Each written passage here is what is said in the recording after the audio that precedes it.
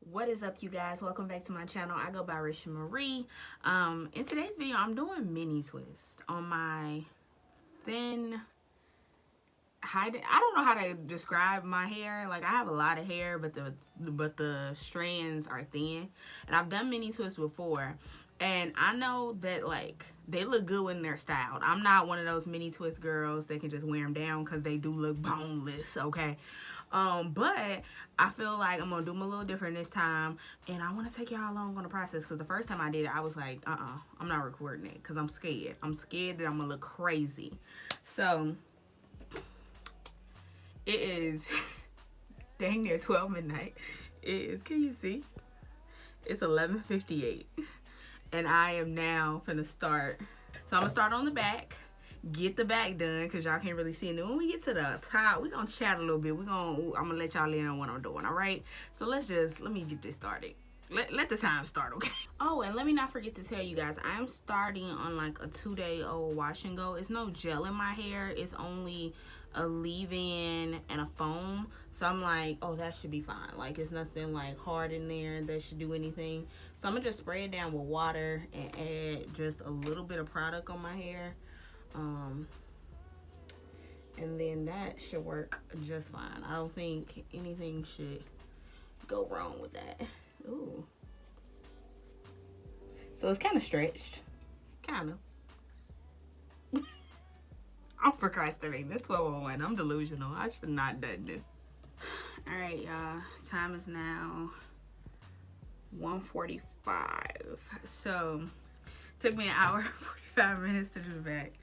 But they're super small. So, like, look at that. Super small. I'm gonna show y'all how I'm doing them. I think they're coming out better than the first time I did them, honestly. So I'm gonna start with this section, and I'm just spraying it down.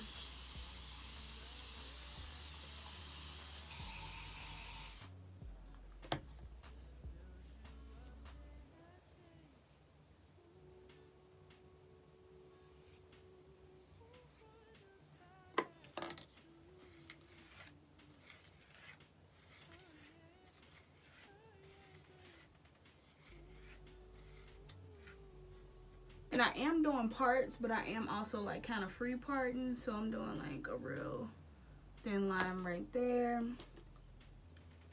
I'm not like aiming for like super perfect parts, so that is not my goal. Put in some product on it to keep it moisturized and help curl my ends nicely. I'm using my favorite, the Unjackie Curl Maintenance Whip.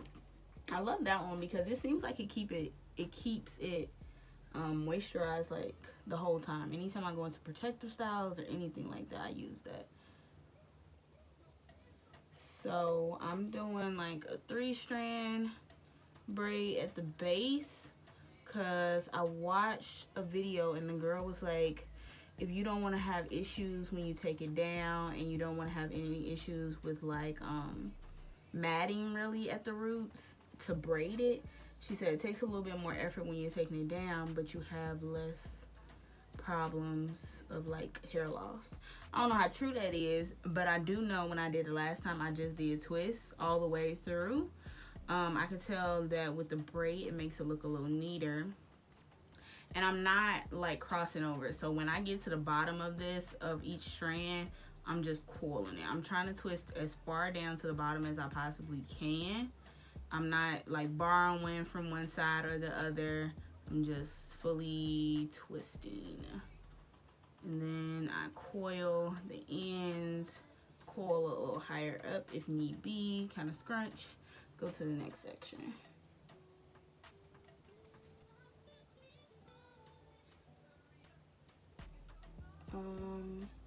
Maybe cross over like 5 or 6 times, and then put one piece with another side and start twisting. Just go down.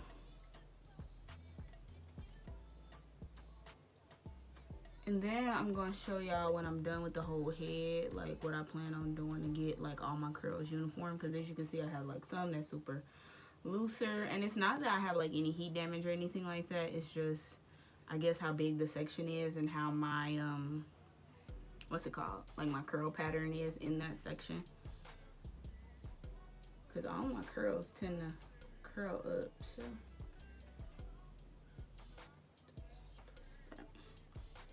So I was like, I was gonna chat in this video because I feel like I haven't chatted in a video in a long time. Normally I'm like keeping it real, like, okay, this is what we're doing today, these are the instructions, blah blah blah blah.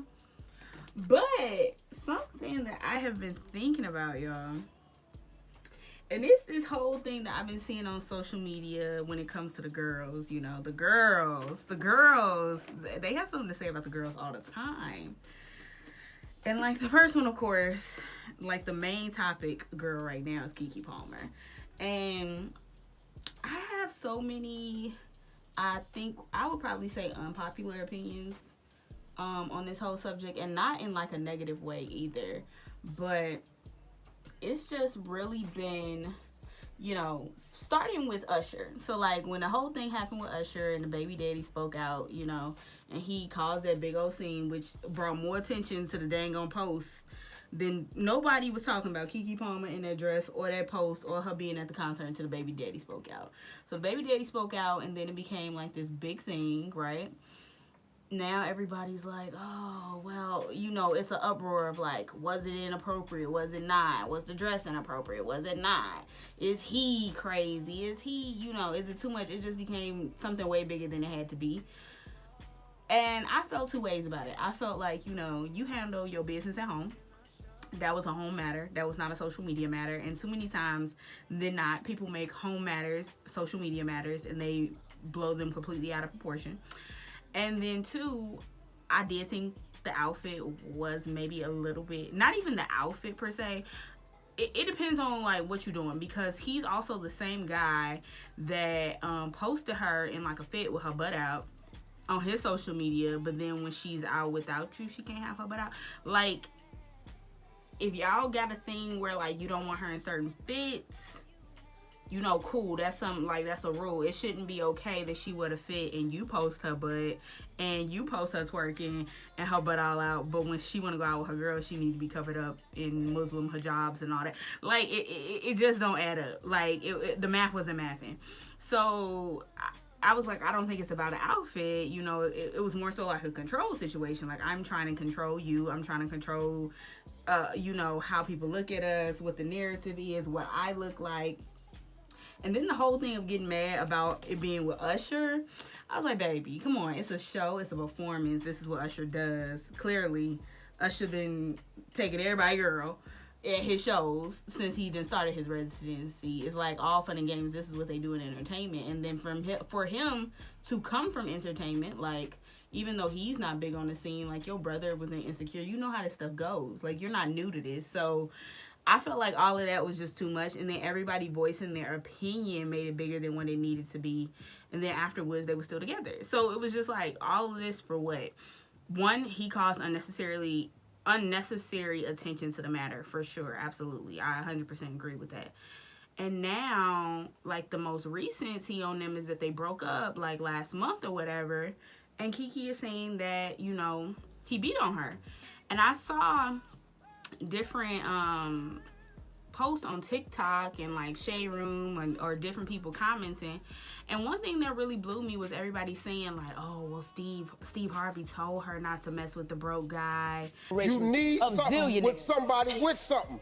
Quit trying to give a boy your lifestyle and he ain't earned it. Oh my God, but you know what? Everybody don't start off as billionaires. I'm not a billionaire yet. Everybody don't start off a billionaire, but you got to have a boy that's got a plan to at least be one. I'm not saying you got to be a billionaire, because hell, I ain't a billionaire. And I've dated some real horrible billionaires, honey. They not good all the time. Sometimes they're crazy, Steve, and that's why I had to stop taking your advice. And this is what happens when you get with a man that's beneath you and try to raise him up. Then he, you know, he's gonna resent you and either beat you or cheat on you. And it was another comment post like, this is what happens when you try to help men and all this. And it was given very, and even though like they were trying to, how would you say, they were trying to, I guess, I wouldn't say diffuse the situation, but they were trying to like say like, oh, well, sis, you're better than him. This is why this happened. It was giving very much victim blaming.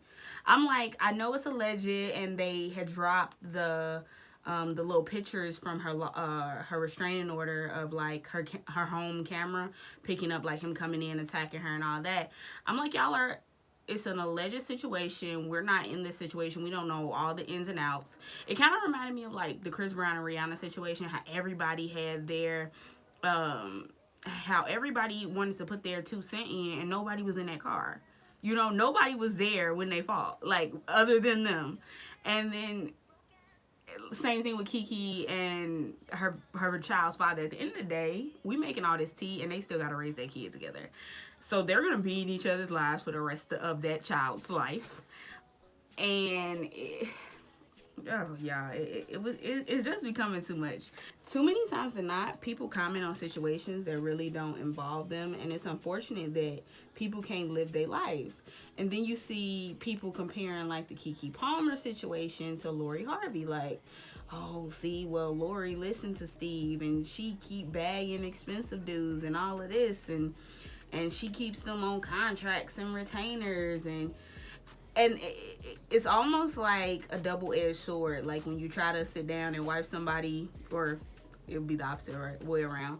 When you try to sit down, you try to settle down, you try to be in a committed situation with somebody, they're telling you, oh, you went too low. Like, you can't try to get in a relationship and settle down with this person. You supposed to play the field. And then when Lori, when she's playing the field, they're like, ain't nobody ever gonna marry her. Ain't nobody trying to wife her. What does she think she's doing? Who wants that? Da da da da da. And I'm like, has anybody talked to Lori?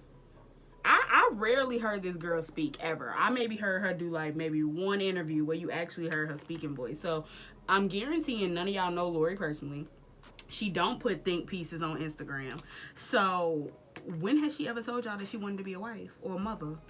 But y'all saying who want to have kids with her and who want to wife her. When has she ever told y'all that that's what she wanted? Too many think pieces about situations that people know nothing about. When I say nothing, like y'all do not know these people in real life and then be giving think pieces. And honestly, me and my cousin had a conversation about the Shade Room not too long ago. And he was just like, you know, like it's so toxic and it's for the black community, but it tears down the black community at the same time. And he was like, it's almost like a BET. Like BET is supposed to be for us, but it literally plays nothing but things that tear down black people. Now, you know, what's his name? Dang, their own BET now, because all you can find is Tyler Perry, and Tyler Perry perpetuates the black narrative too. But I guess we're not going to get into all that today, right? We just talking about the girls. But with the Shade Room, it's like I agree with him, because it's like even when they're trying to post something positive about black people, they make it into something else.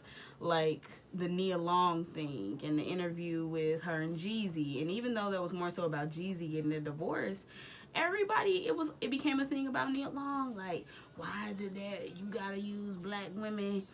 Why is it that when you done or been used up, you want to come to the black women to build you back up and all this? And I'm just like, it's like nothing can be basic. And don't get me wrong, sometimes I have those same thoughts, those same opinions, but I'm not putting think pieces under Shade Room comments. Like, I'm not finna tear down another person that I know nothing about under Shade Room comments or online, period. Like, even when I make videos on YouTube or something, I'm talking, unless you done really like personally teed me off, or I personally have something against you, like, I'm not finna give think pieces or like not even think pieces. I understand everybody wants to like talk about things, scenarios. It gives you good content. It gives you good content and gives you something to talk about.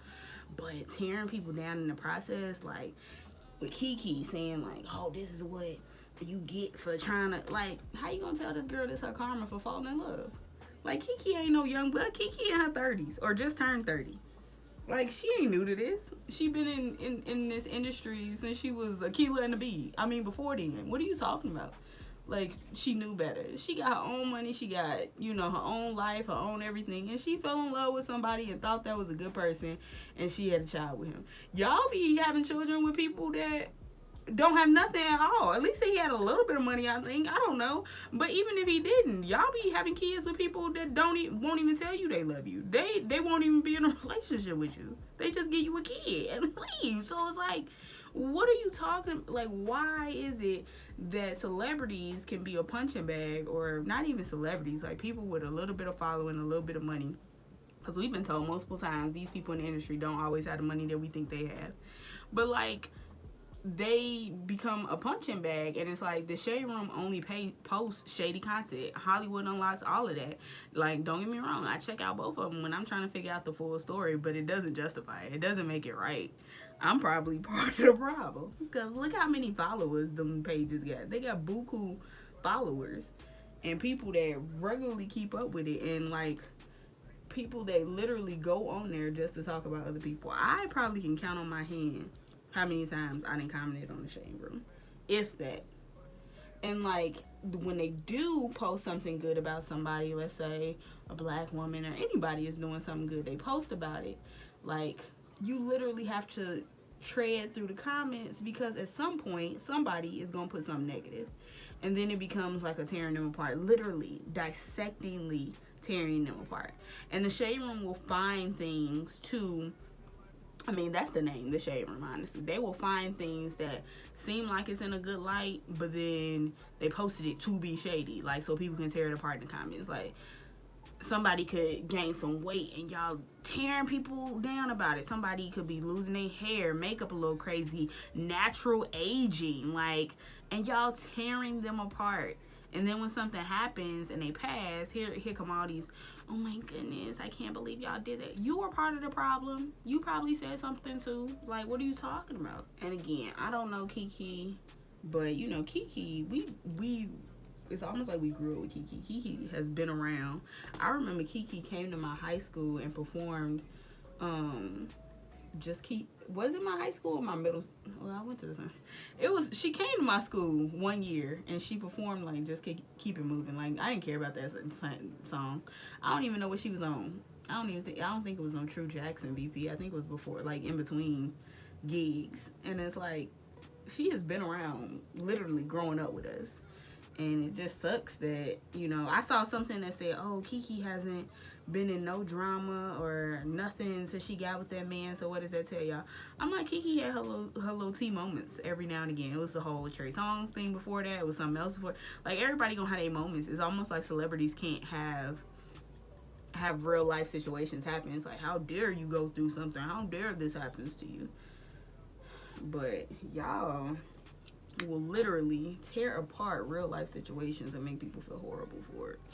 And one thing I noticed that is even transferring over to like influencers. Like, I've seen like people literally bullying people to post what they want them to post.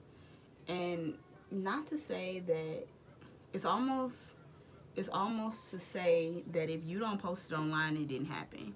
If you don't make a post about it, a tweet about it, or whatever the case may be, it must mean that you're against it, or you're for it, or you don't care, or you didn't, you know, you're not thinking about it in real life.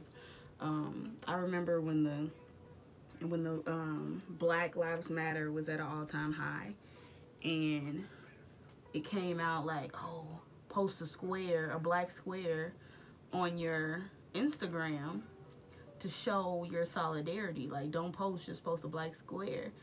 And I'm not gonna sit here and act like I know all the ins and outs of why people was doing that or what the reasoning was behind it, but literally, like, you would go in people's comments, like higher influencers, and they was tearing them down, like, oh, you don't support black lives, that's why you didn't put. How does putting a black square equate with not supporting black people? Like, what are you talking about? Like, it's ludicrous. And now, even with like the genocides that's going on and everything, it's like, who was it? Two TikTokers I saw.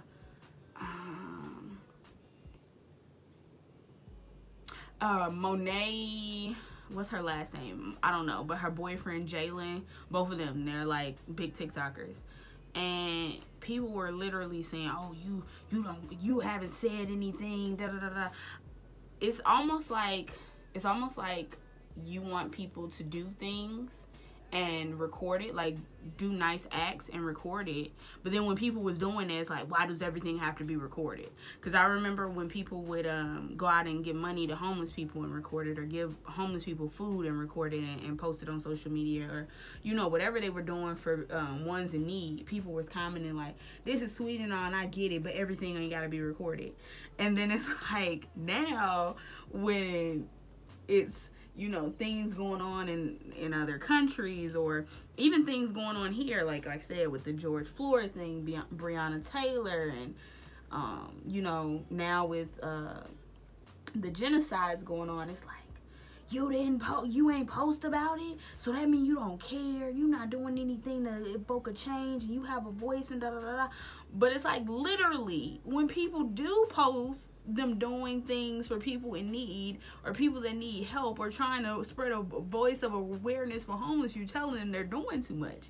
Why is it that you have to post everything online? It's like, people became social media influencers to talk about things that they're interested in, whether it's hair, beauty, fashion, da da da.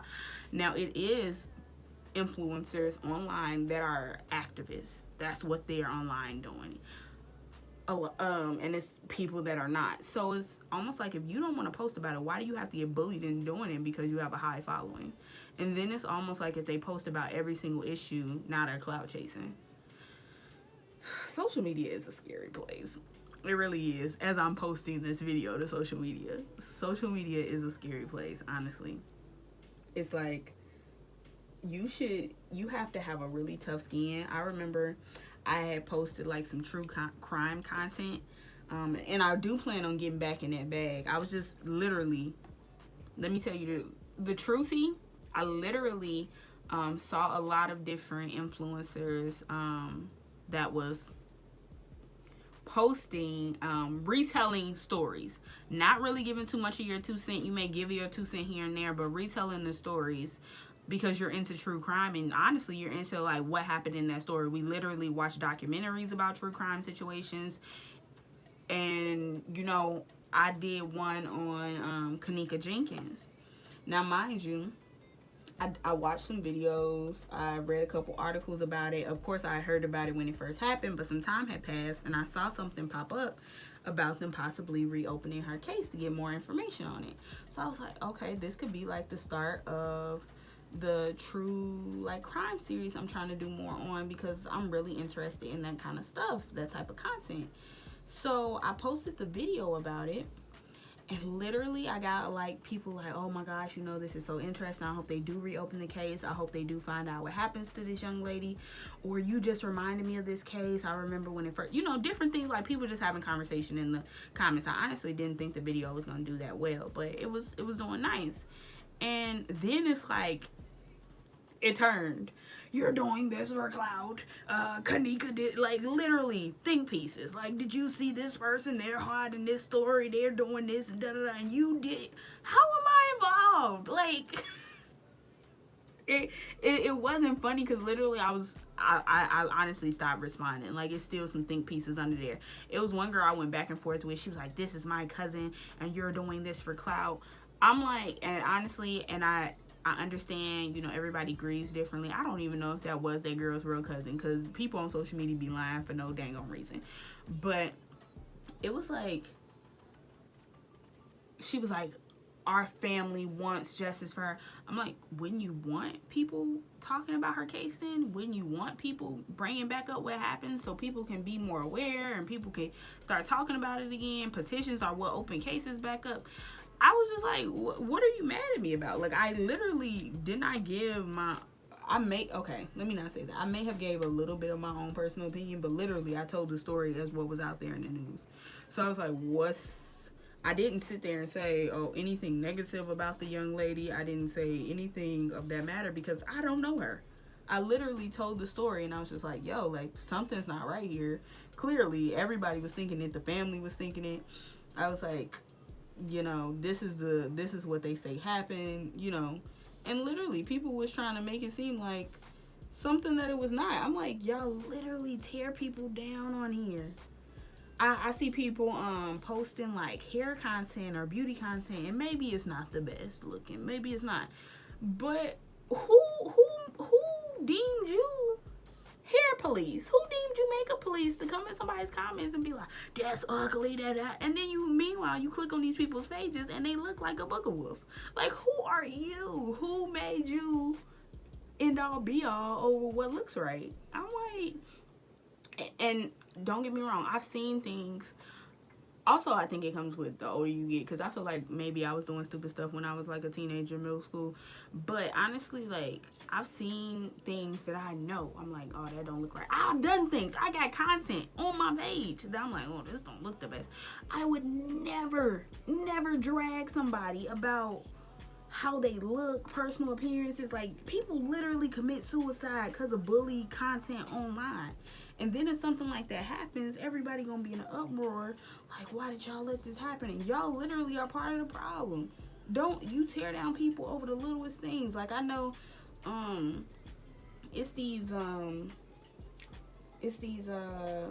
makeup pages where, like, if you're darker skinned and you do makeup and you look like you got makeup on, they like, oh my goodness, Houdini, you performing tricks. We gotta take girls swimming on the girl, get out of my face with that, bro.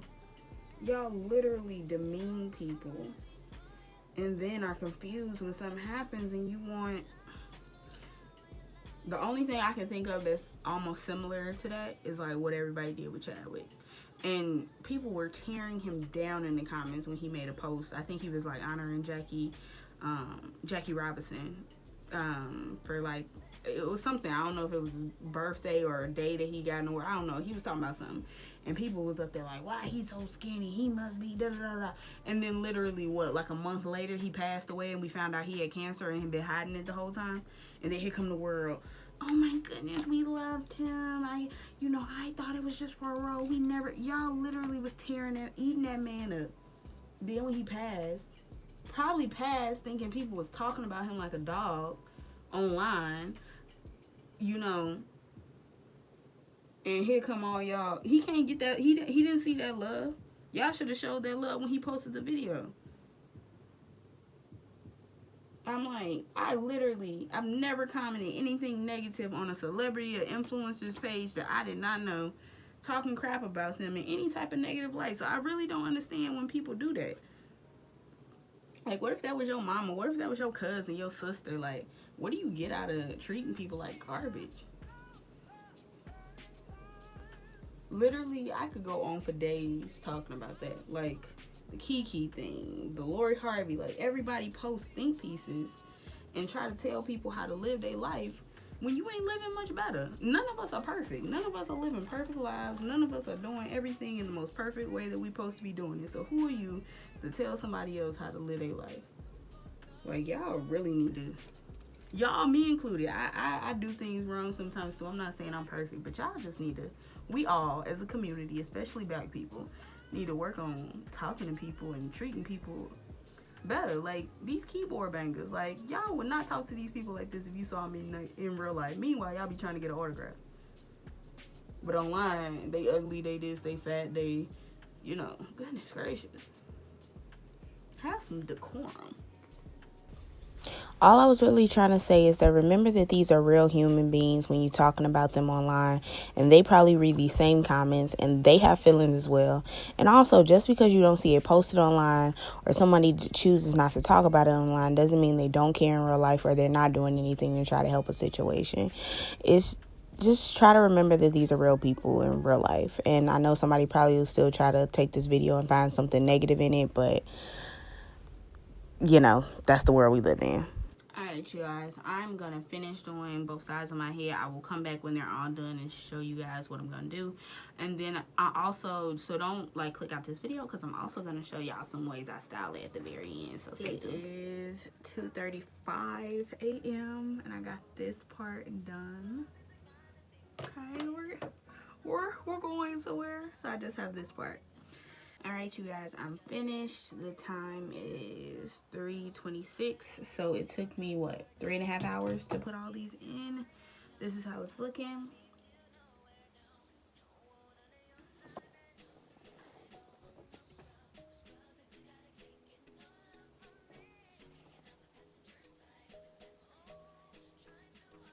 This side I didn't what's it called? I'm tired. I didn't do this on this side as much. I don't think I did it at all, honestly. That's why some longer pieces. But it looks good. It looks better than last time. I still wouldn't wear it all down because it looks boneless. But yeah, so what I'm gonna do to kind of like stretch it and all that, I'm going to put it into French braids. And that will help it. Okay. Spread down. Add some foam.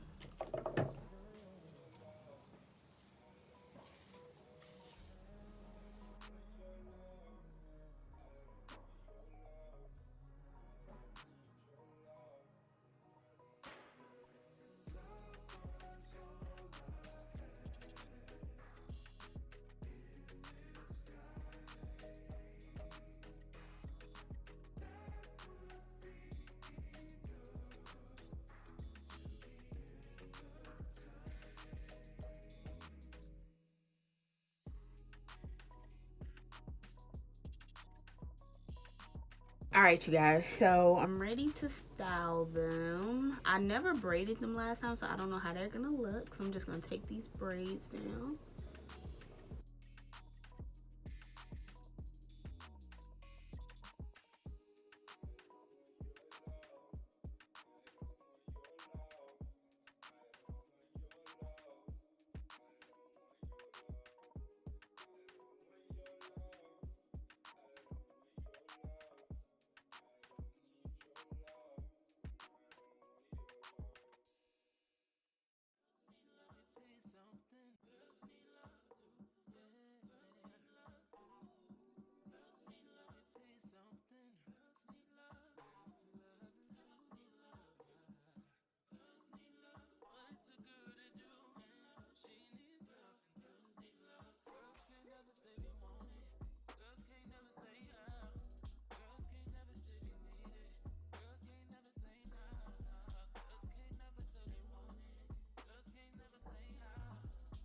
How I look in the back.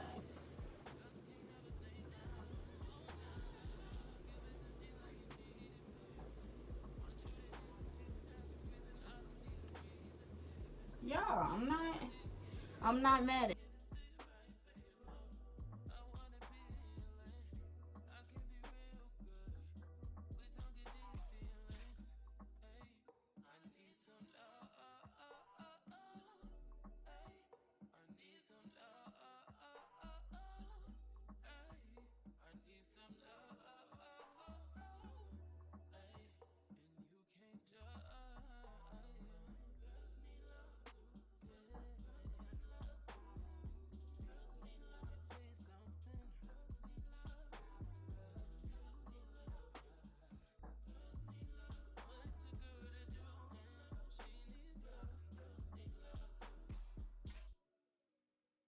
All right, y'all, we let these edges sit. Let's see what we working with. Ooh.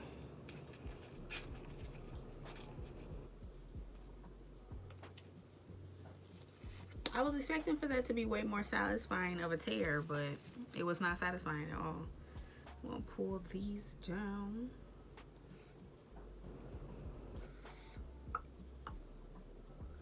I am not mad at it. It does look a little childish, don't get me wrong, because I'm used to like bigger hair.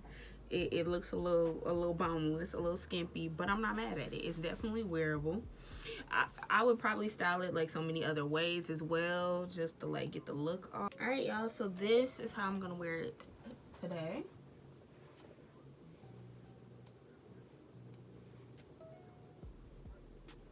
And I plan on just trying to figure out different ways to style them. I know as they get older, because they'll get puffier, but they still boneless, y'all. Thin hair girls, okay? This is the make you fall in love with your natural hair era, because I love big hair. My natural hair, like my loose, let me say that, my loose natural hair it's giving volume. You know, I hate when it's flat. So this is an adjustment, but it's still cute. Like, it's wearable. It's definitely wearable. All right, y'all. So this is how they came out. Let me know what y'all think. Catch you in the next one.